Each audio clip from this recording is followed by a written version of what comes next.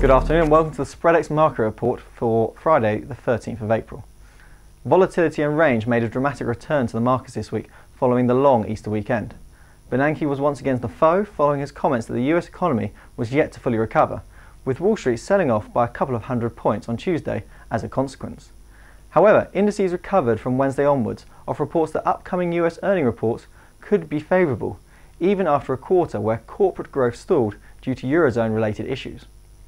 Europe has been quieter this week due in part to the shorter week. However, the Centix investor confidence was a lot worse than expected, resulting from continued fears about the state of the Mediterranean countries.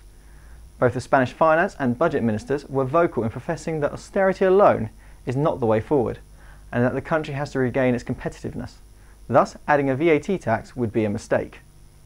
In Asia, North Korea said in a very rare and embarrassing public admission of failure that its much-hyped long-range missile had failed.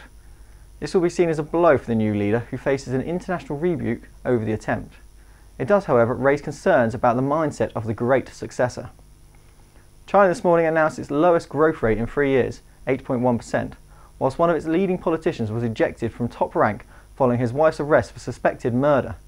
South Korea and Japan released better news, with the former's unemployment rate dropping, whilst the latter saw the yen strengthen after it announced it will further pursue easing measures.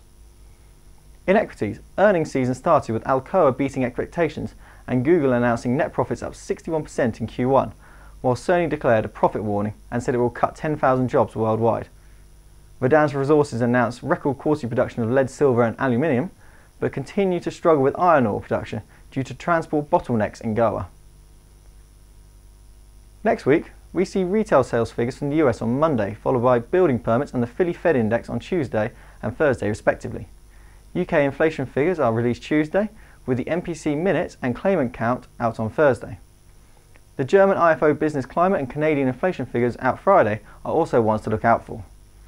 In America, earnings season has started with JP Morgan and Wells Fargo releasing earnings today, whilst next week Goldman Sachs, Coca-Cola, Northern Trust, Yahoo, Bank of America and Bank of New York Mellon, but to name a few, releasing numbers. In the UK, Thursday sees Hargreaves Lansdown, International Power, Hammerson and Ladbrokes interim management statements.